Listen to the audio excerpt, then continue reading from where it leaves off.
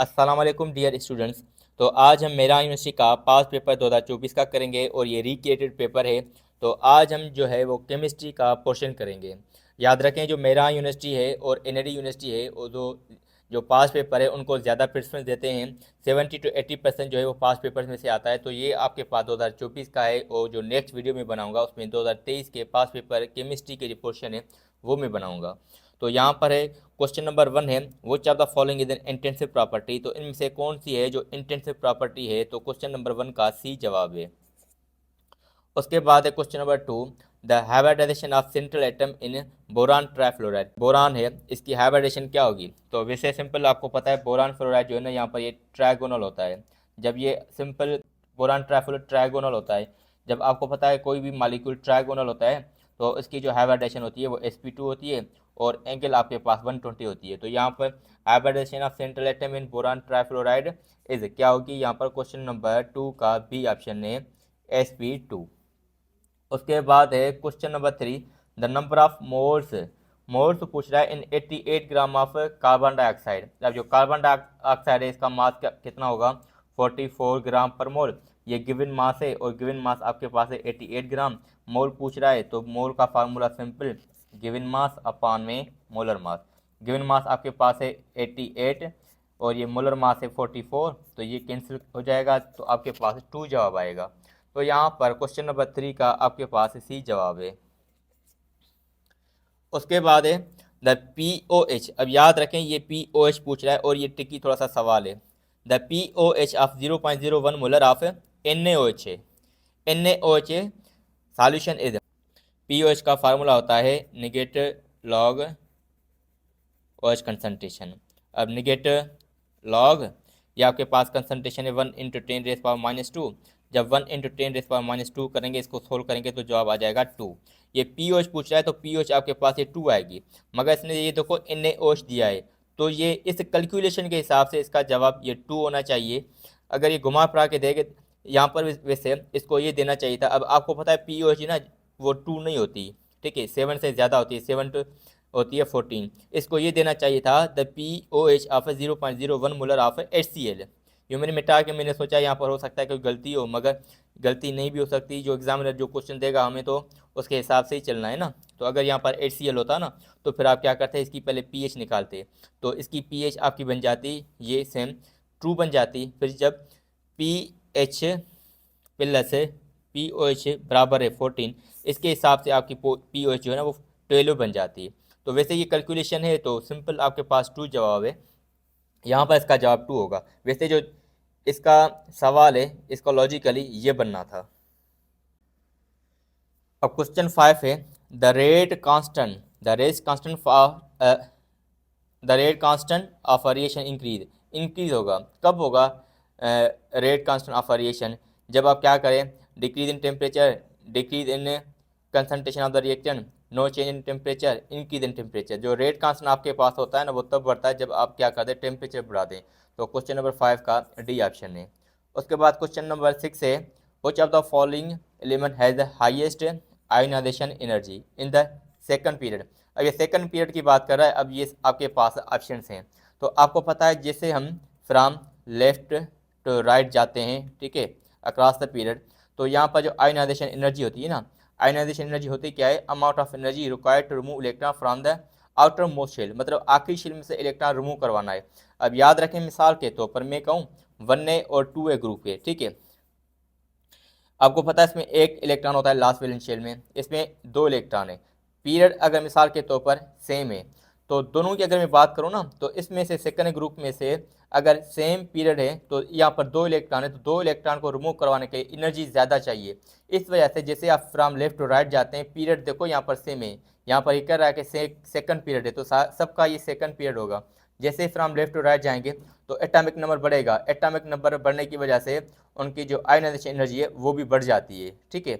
अब यहाँ पर ये कह रहा है which of the following has the highest ionization energy. तो फ्रॉम लेफ्ट टू राइट जिसका मतलब कि न्यूक्लियर चार्ज ज़्यादा होगा उसकी आयोनाइजेशन एनर्जी ज़्यादा होगी। तो यहाँ पर आपके पास जो नियोन है इसकी आयोनाइजेशन एनर्जी बिल्कुल ज़्यादा होगी। तो क्वेश्चन नंबर 6 का डी ऑप्शन है। उसके बाद क्वेश्चन नंबर 7 है, the functional group present in ketone. Ketone में फंक्शनल ग्रुप कौन सा होगा। अब याद रखें कीटोन का जो फंक्शनल ग्रुप होता है वो इस तरीके से होता है। ये आपके पास है कार्बन ऑक्सीजन डबल बॉन्ड, इसको हम कहते हैं कार्बोनाइल ग्रुप। क्या कहते हैं, ये आपके पास है कार्बोनाइल ग्रुप होता है। और यहाँ पर अल्काइल ग्रुप होता है, यहाँ पर अल्काइल ग्रुप। तो यहाँ पर the functional group is in ketone, ये आपके पास ये देखो कार्बोनाइल है। ये आपके पास हो गया 7 का बी ऑप्शन है।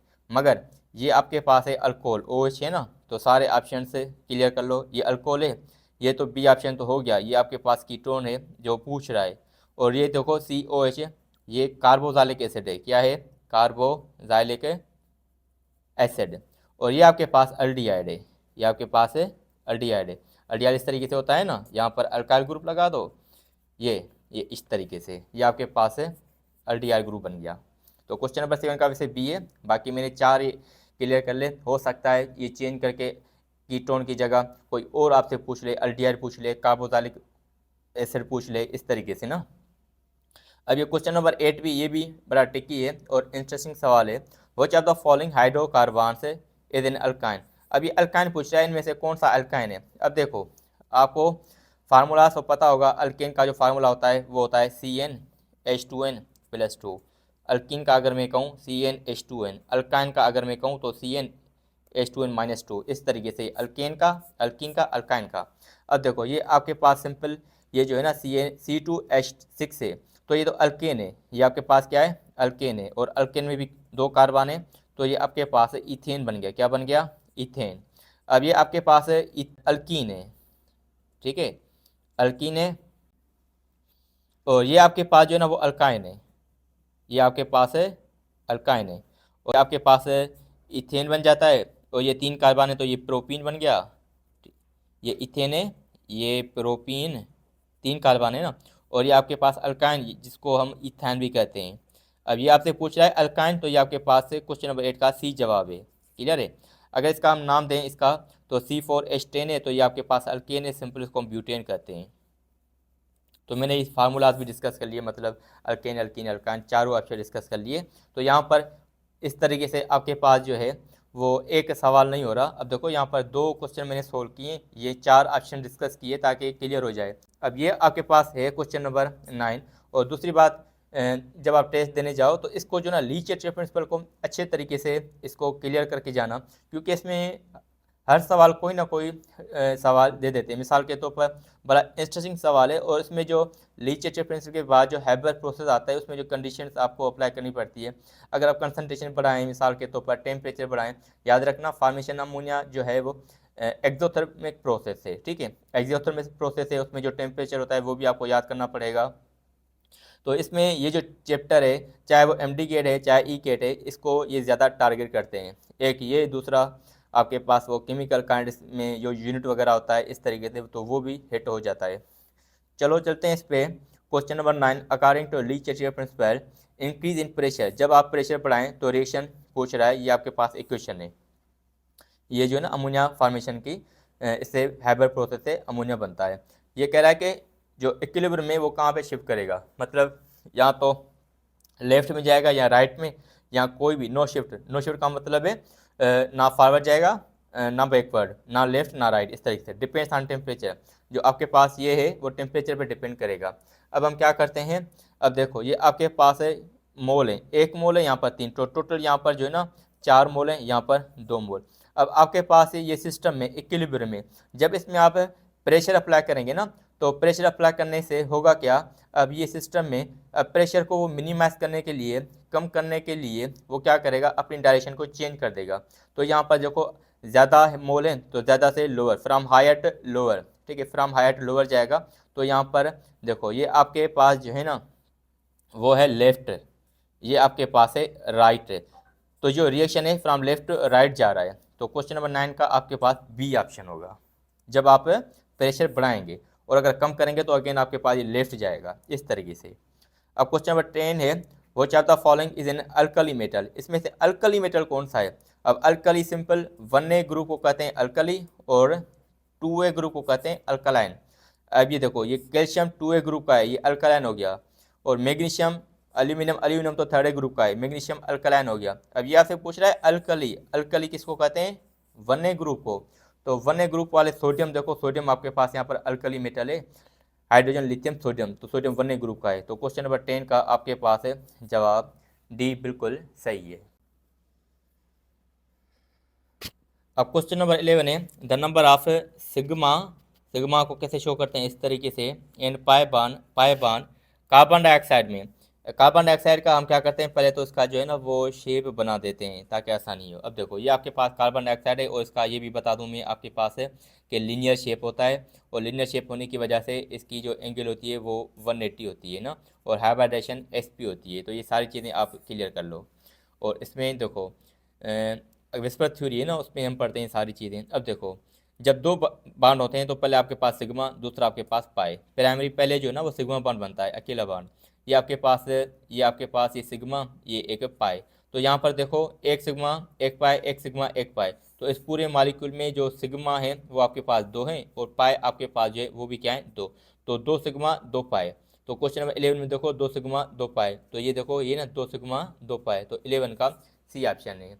उसके बाद है question number 12, which of the following is a green house gas. इसमें से ग्रीन हाउस गैस कौन सी है, नाइट्रोजन, ऑक्सीजन, कार्बन डाइऑक्साइड या आर्गन। तो सिंपल ये कार्बन डाइऑक्साइड है, वो जो है ग्रीन हाउस गैस है। तो option C is the correct option. अब क्वेश्चन 13 है the most abundant metal in earth crust. अब देखो अबंडेंट पूछ रहा है, ज़्यादा मिलने वाला, मगर ये मेटल पूछ रहा है, ठीक है। अब एटम या एलिमेंट नहीं पूछ रहा है, मेटल पूछ रहा है। ये याद कंफ्यूज करने के लिए यहाँ पर ये दे सकते हैं मेटल, उसने दिया भी है इन द अर्थ क्रस्ट।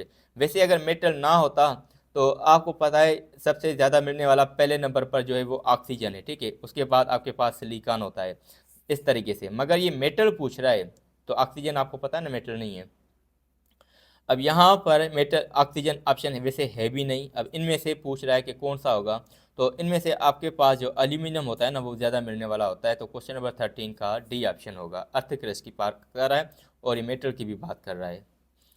अब ये क्वेश्चन नंबर 14 है the process of converting solid. Solid को डायरेक्टली आप क्या करें, गैस में करें। ये देखो सॉलिड को आप क्या करो, डायरेक्टली गैस में करो विथआउट कन्वर्टिंग इनटू लिक्विड। इस कंडीशन को, इस प्रोसेस को हम क्या कहते हैं। अब देखो यहाँ पर एवापोरेशन है, सब्लिमेशन है, कंडेंसेशन है, फ्रीजिंग। अब जब सॉलिड डायरेक्टली गैस में होगा विथआउट कन्वर्टिंग इनटू लिक्विड, उसको हम कहते हैं सब्लिमेशन। क्या कहेंगे, सब्लिमेशन। तो यहाँ पर आपके पास है जो सॉलिड होगा वो डायरेक्टली गैस में कन्वर्ट होगा। तो ऑप्शन आपके पास है, ये बिल्कुल सही है। अब यहाँ पर एवापोरेशन में क्या होगा, अब मिसाल के तौर पर एवापोरेशन वाटर होता है, इसको हम बॉयल करते हैं, तो वाटर आपके पास लिक्विड होगा, वो किस में कन्वर्ट हो जाता है, गैस। तो इसको हम क्या कहते हैं, एवापोरेशन। घुमा फिरा के यही सवाल अगर दे दे तो इस तरीके से मैं सब ऑप्शन से डिस्कस कर लेता हूँ। अब कंडेंसेशन, आपको पता है कि कंडेंसेशन में जो गैस मालिक्यूल है ना वो जमा होके, ठीक है, वो लिक्विड बना लेते हैं, ठीक है। और फ्रीजिंग में, फ्रीज मतलब कि लिक्विड आपके पास जो होता है पानी, वो फ्रीज हो जाता है, तो मतलब सॉलिड बन जाता है। तो लिक्विड किस में कन्वर्ट हो जाएगा, सॉलिड में, इस तरीके से। तो ये चारों डेफिनेशन क्लियर हो गई। वैसे इस क्वेश्चन नंबर 14 का बी ऑप्शन है सब्लिमेशन। उसके बाद है विच of the following is a weak electrolyte. Electrolyte अगर वीक है, स्ट्रॉन्ग नहीं है, तो आपके पास है ये तो साल्ट है ना, वीक इलेक्ट्रोलाइट। अब ये जो आपके पास डी है ये वीक इलेक्ट्रोलाइट है, क्योंकि वीक है ना एसिड, तो ये जो है ना थोड़ा सा डिसोसिएट होगा, आयोनाइज होगा, इस वजह से वीक इलेक्ट्रोलाइट है। तो क्वेश्चन नंबर 15 का डी है। उसके बाद क्वेश्चन नंबर 16 है according to VSEPR theory the shape of water molecule. Water molecule का शेप क्या होगा। अब आपको पता है जो वाटर मॉलिक्यूल का शेप है, अगर मैं इसको इस तरीके से ड्रा करूँ तो इस तरीके से ये बन गया, ठीक है। अब ये आपके पास होगा एंगुलर, इसको हम कहते हैं एंगुलर। और ऑप्शन में आपके पास एंगुलर नहीं है, तो ये आपके पास बेंड भी है और वी शेप भी है। तो बेंड ऑप्शन आपके पास है, क्वेश्चन नंबर 16 का डी है। एंगुलर भी हो सकता है, बेंड और वी शेप, तीनों ऑप्शन है। और दूसरी बात ये जो है ना, ये याद रखना, इसमें दो बॉन्ड पेयर है, ये दो बॉन्ड पेयर, एक ये दूसरा ये, दो बॉन्ड पेयर है, ठीक है, दो बॉन्ड पेयर और दो लोन पेयर भी होते हैं। ये भी एक्स्ट्रा इन्फॉर्मेशन याद कर लेना। अब क्वेश्चन 17 है विच of the following is an example of heterogeneous mixture. इसमें से हेट्रोजीनियस मिक्सचर कौन सा होगा, एक होता है होमो, दूसरा हेट्रो। एयर, साल्ट, शुगर, ये तीनों जो आपके पास है ना वो होमोजीनियस मिक्सचर बनाते हैं। Sand and water heterogeneous mixture, जो हम सॉल्यूशन और सस्पेंशन वाले चैप्टर में पढ़ते हैं। तो 17 का यहाँ पर सिंपल डी ऑप्शन है, ईजी है। उसके बाद है oxidation number of nitrogen in, इसमें ऑक्सीडेशन नंबर ऑफ नाइट्रोजन मालूम करना है। और हर दफ़ा ऑक्सीडेशन नंबर का एक सवाल आता है, तो इसको आप अच्छे से पढ़ के जाना ताकि ऑक्सीडेशन स्टेट या ऑक्सीडेशन नंबर निकालना आपको आता हो। अब नाइट्रोजन की इसमें ऑक्सीडेशन स्टेट मालूम करनी है इस तरीके से, नाइट्रोजन NO3-1। मैं क्या करता हूँ, उसको नाइट्रोजन की मालूम करनी है, इसको वैसे का वैसे रखते हैं।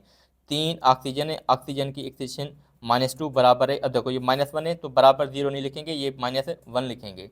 अब यहाँ पर नाइट्रोजन 2 को 3 से मल्टीप्लाई किया तो आपके पास -6 है बराबर -1। अब ये नाइट्रोजन है, ये -1 है, इधर आया तो आपके पास +6 है, तो नाइट्रोजन आपके पास बचा +5 है।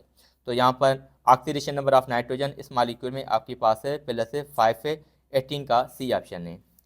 उसके बाद है विच ऑफ द फॉलोइंग मेटल, ये मेटल पूछ रहा है, इज मोस्ट रिएक्टिव, इनमें से कौन सा मोस्ट रिएक्टिव होगा।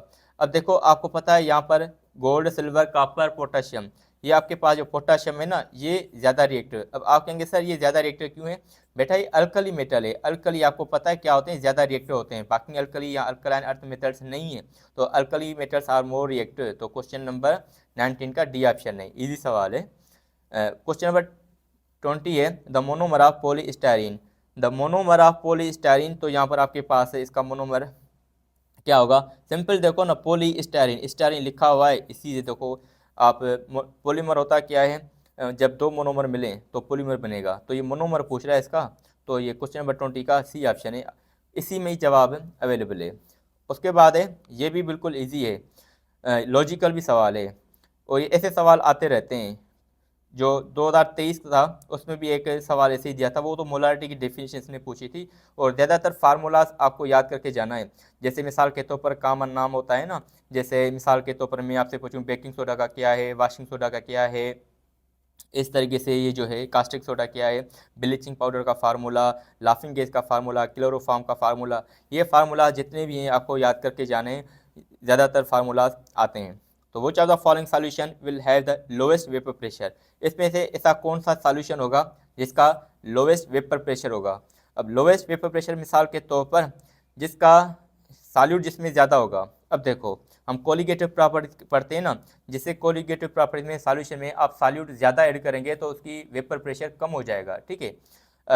मिसाल के तौर पर ये आपके पास एक कंटेनर है, 2 कंटेनर मैंने ले लिए, इसमें देखो ये 1 मोलर है, ये 1 मोलर है, ये 1 मोलर, ठीक है। इसमें मैंने क्या किया, मिसाल के तौर पर ग्लूकोज का है ना, इसमें 1 मोलर इसमें, या यहाँ पर देखो ना NaCl दोनों है, तो मैं क्या करता हूँ उसमें NaCl, इसमें 2 मोल ऑफ NaCl। अब आपको पता है एक NaCl में 58.5 है, तो 2 मोल में तो उसका डबल अमाउंट हो जाएगा सॉल्यूट का। जो जितना ज़्यादा सॉल्यूट होगा ना वो प्रेशर कम हो जाएगा। तो कोलिगेटिव प्रॉपर्टी यही तो कहती है लोअरिंग ऑफ वेपर प्रेशर, जितना ज़्यादा सॉल्यूट आप ऐड करेंगे वेपर प्रेशर कम हो जाएगा। तो ये कोलिगेटिव राउस लॉ का वैसे सवाल है कोलिगेटिव प्रॉपर्टी में। तो यहाँ पर क्वेश्चन नंबर 21 का सी होगा, जितना सॉल्यूट ज़्यादा होगा वेपर प्रेशर कम होगा। अब उसके बाद है question number 22 the technique use to separate immiscible liquid. अब ये थोड़ा सा इसने ट्रिकी सवाल दे दिया, वैसे ऐसा कोई सवाल हमारे सिलेबस में अवेलेबल नहीं है। तो स्टूडेंट्स अगर इसको देखेंगे ना वैसे तो वो कंफ्यूज हो जाते हैं, क्योंकि यहाँ पर जो ऑप्शन है, तो स्टूडेंट्स देखते हैं ना, देखो यहाँ पर ऑप्शन क्रोमेटोग्राफी आपकी किताब में नहीं है, ये सेपरेटिंग फन्ने वाला, इस तरीके से वर्ड ही देख के इंसान समझ जाता है जिसने पढ़ा हुआ होता है कि ये तो हमने पढ़ा हुआ नहीं है, फिर मुश्किल लगती है। तो ये लॉजिकल थोड़ा सा सवाल है। अब देखते हैं इसको सोल्व करते हैं। The technique use to separate immiscible liquid. अब देखो इमिसिबल और मिसिबल लिक्विड, इमिसिबल लिक्विड मतलब ऐसे 2 सॉल्यूशन जो आपस में डिजोल्व ना हो पाए, इसको हम कहते हैं इमिसिबल लिक्विड, ठीक है। ऐसे सॉल्यूशन तो आपस में मिक्स ना हो पाए। मिसाल के तौर पर वाटर को आप क्या कर दो, पेट्रोल में वाटर प्लस में आप पेट्रोल, तो आपको पता है वाटर पोलर है, पेट्रोल नॉन पोलर, दोनों इसमें हल नहीं होंगे। जब दोनों नहीं हल होंगे, ठीक है, तो ये क्या बनाते हैं, 2 लेयर्स बनाएंगे। तो जब ये 2 लेयर्स बनाएंगे तो उसके बाद दूसरी बात, 2 लेयर्स क्यों बनाते हैं, दोनों की जो डेंसिटी होती है ना तो वो अलग होती है, ठीक है। तो आप दोनों को देख सकते हैं, जब आप दोनों को हल करेंगे तो वाटर आपको अलग नज़र आएगा, पेट्रोल अलग नज़र आएगा, दोनों की अलग लेयर होगी। तो सिंपल डिस्टिलेशन ये तो है ना, ये आपको अप्लाई नहीं करनी, क्या करनी है, सेपरेटिंग फनेल लेना है, दोनों को आप इजीली सेपरेट कर सकते हो। क्योंकि दोनों की डेंसिटी अलग है, दोनों की लेयर्स अलग है। तो सिंपल ये टेक्निक है। तो क्वेश्चन नंबर 22 का डी ऑप्शन होगा सेपरेटिंग फनेल का। अब क्वेश्चन नंबर 23 है, which are the following compound exhibit optical isomerism. Optical isomerism कौन सा कंपाउंड होगा जो शो करेगा।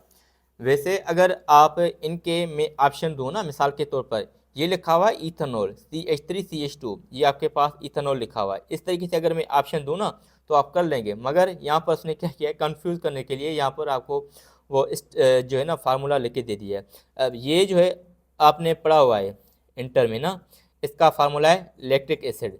तो हम टॉपिक जब पढ़ते हैं आइसोमेरिज्म में, ऑप्टिकल आइसोमेरिज्म में, तो आपको पता है इलेक्ट्रिक एसिड जो है ना वो ऑप्टिकल आइसोमेरिज्म शो करता है, मगर इसने जो है वो इस तरीके से दिया है तो स्टूडेंट से कंफ्यूज हो जाते हैं। अब ये जो है ना आपको बेटा वो इलेक्ट्रिक एसिड का है। अब ये कैसे इलेक्ट्रिक एसिड का है, आपको पता है जो कायरल कार्बन होते हैं ना, कायरल कार्बन के यहाँ इलेक्ट्रिक एसिड जिसका होता है फार्मूला, उसे कार्बन के चारों साइड अलग ग्रुप होते हैं, ग्रुप या एटम्स होते हैं। मिसाल के तौर पर अगर यहाँ पर हाइड्रोजन है तो यहाँ पर क्या होता है, OH होता है, यहाँ पर कार्बोक्सिलिक एसिड, और ये आपके पास है CH3।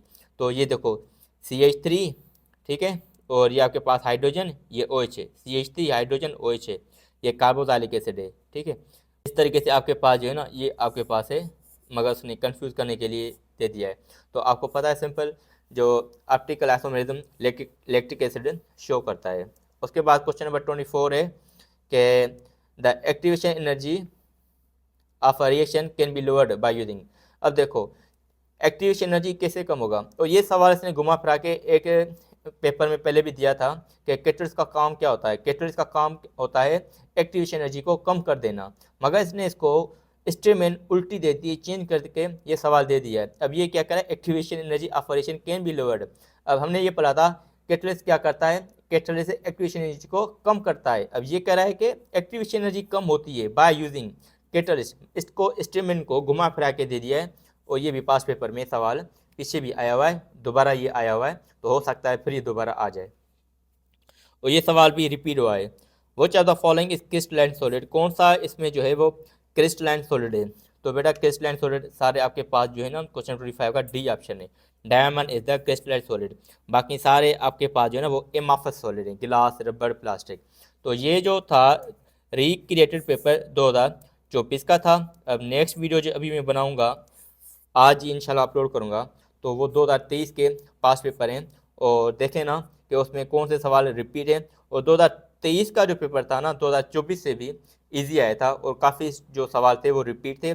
और देखते हैं, मगर आपको क्या करना क्या है, फार्मूलाज याद करने, फार्मूलाज की लिस्ट बनाओ, मैंने पहले भी आपको बोला हुआ है। तो अगर आप चाहते हैं कि ऐसी वीडियो तो आपको और मिले तो कमेंट सेक्शन में मुझे ज़रूर बताएं। और वो स्टूडेंट जिसने अभी तक चैनल को सब्सक्राइब नहीं किया तो बराए मेहरबानी चैनल को सब्सक्राइब लाजमी करें।